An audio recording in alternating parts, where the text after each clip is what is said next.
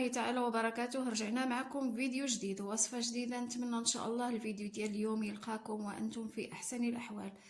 وصفتنا اليوم هي عبارة عن حلوى غاطو سهل في متناول الجميع، مقادير بسيطة والطريقة ايضا بسيطة. نمشي معكم المقادير اللي غادي نحتاج في تحضير هذه الحلوى. انا غادي ندير عجينة وحدة، غادي ندير بها 2 كيلات. نمشي معكم بعدا المقادير. هنا عندي 125 غرام ديال الزبده، عندي كاس مع مرش ديال سنيده اللي طحنته واحد شويه، كطحنوه باش يولي بحال بودره. ضروري واحد القبيصه ديال الملح، عندي كاس ديال الزيت، كاس ما يكونش عامر مزيان، عندي الدقيق ديال الحلويات تقريبا هنا واحد 650 غرام، واحد الفاني. هنايا الكيس ديال الخميره ما غاديش نحتاجو كامل، غادي ندير غير النص ديالو. 2 بيضات، وكما قلت لكم غادي نقسم العجين على 2، واحد غادي نخليه عادي، واحد غادي ندير له الكاكاو. الطريقه هنايا درت الزبده قطعتها هكا مربعات، درت كاس مع مرش ديال سنيده اللي طحنته، واحد القبيصه ديال الملح. غادي نخدم مزيان هذا السكر مع الزبده والفاني ونرجع معكم. اذا هنا من بعد ما خدمت الزبده مع السكر، هنا الزبده ضروري تكون بدرجه حراره المطبخ باش تساعدكم انها تخدم دغيا. غادي نضيف الزيت وغادي نخدم مزيان عاود هاد العناصر حتى كيتجانسوا. هذا من بعد ما خدمت الزبده والزيت غادي نضيف 2 بيضات حتى هما كيكونوا بدرجه حراره المطبخ صافي. وغادي نخدم مزيان هاد العناصر هادو حتى كيتجانسوا. عاد غادي نضيفوا الدقيق والخميره الحمراء، كنضيفوا غير النص ديالها، ما كنضيفوهاش كامله. نخدموا مزيان بعدا هاد البيض مع الزبده صافي. هنايا كنبداو نضيفوا الدقيق. بسم الله. خاص العجينه ديالنا تجينا مرفوخه، ما تجيش قاصحه بزاف وما تجيش عاوتاني لينه بزاف تبقى كتلاصق في اليدين، شويه بين وبين. غادي نضيف نص كيس ديال الخميره صافي، وغادي نخدم مزيان هذا الدقيق. هنا غير ما ندلكوش، نخدموا غير برؤوس الاصابع حتى كنحصلوا على واحد العجينه اللي كتكون مرخوفه واحد شويه ولكن ما كتلاصقش في اليدين، باش تجينا الكاطو ديالنا هشيشه صافي. غادي نبقى نضيف في الدقيق شويه بشويه حتى نحصل على العجين اللي بغيت. من بعد ما جمعت العجين، هذا هو العجين اللي كنحصل عليه، ها نتوما كيكون لين ولكن ما كيتلاصقش في اليد.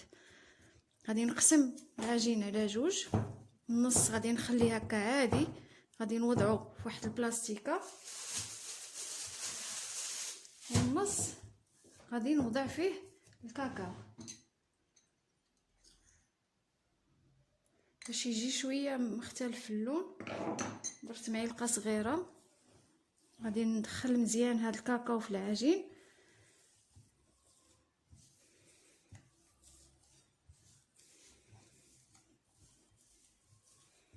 ونديرو غير هكا غير باطراف الاصابع صافي حتى كنحصل على داك اللون اللي بغيت ونرجع معكم.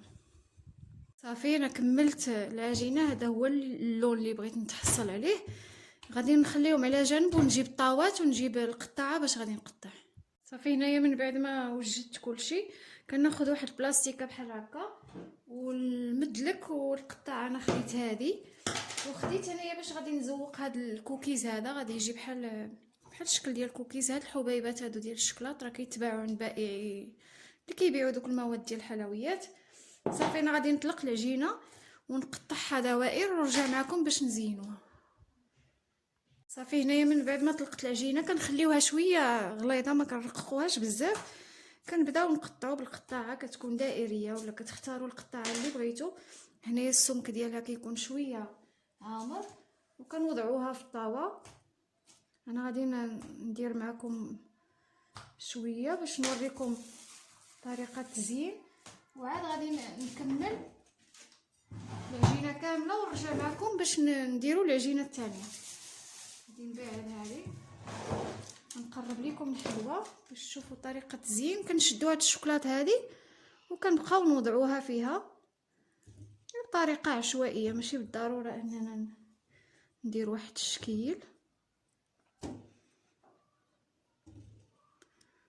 غير هكا صافي. وكنستمر هكا حتى كنعمر الحلوى كامله، حتى كنكملها كامله. وغادي نرجع معكم باش نديرو الشكل الثاني. اذا من بعد ما كملت الشكل الاول غادي ندوز للشكل الثاني، حتى هو طلقته هكا بنفس الطريقه. كناخذ هنايا واحد المشطه، هاد المشطه جايباها خصيصا هكا للحلوى، يعني كتبقى نقيه، غير كنكمل بها، كنغسلها كنوضعها مع اللوازم دي باش كنصاوب الحلوى. وكنبقى نوضع. الا ما كانتش عندكم مشطه، كان عندكم بحال هذا كتقدو تقبوا به، وإلا ما كانش بحال هكا كتاخذوا الكيردون كتقبوا به حتى هو الحلوى ديالكم. ولكن المشطه كتكون سهله دغيا كتخدموا بها. هنايا انا وضعت المشطه في الدقيق وكنبقى نتقب بها هكا الحلوى بهذه الطريقه هذه. ضروري ما نوضعوها في الدقيق باش ما تلصق ليناش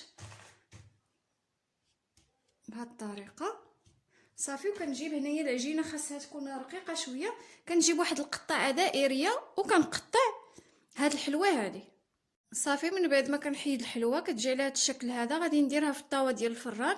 من بعد ما نكمل العجين كامل كيكون عندي الفران سخون، كنشعلو قبل ملي كنكون كنقاد في الحلوى الفران يكون سخون، وكنوضع الحلوى العافيه تحت منها، العافيه مهيله حتى كطيب، ونوضعها لتحت عاوتاني العافيه فوق منها تحمر.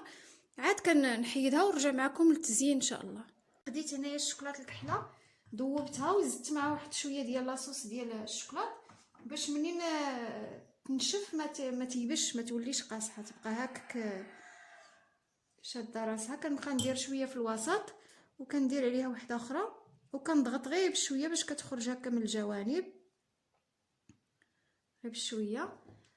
انا غادي نكمل على هذا الشكل هذا، كنبقى ندير شويه هكا في الوسط واحده اخرى. نتمنى ان شاء الله تكون كتبان ليكم صافي. انا غادي نكمل على هذا الشكل هذا ونتلاقى معكم في طبق التقديم.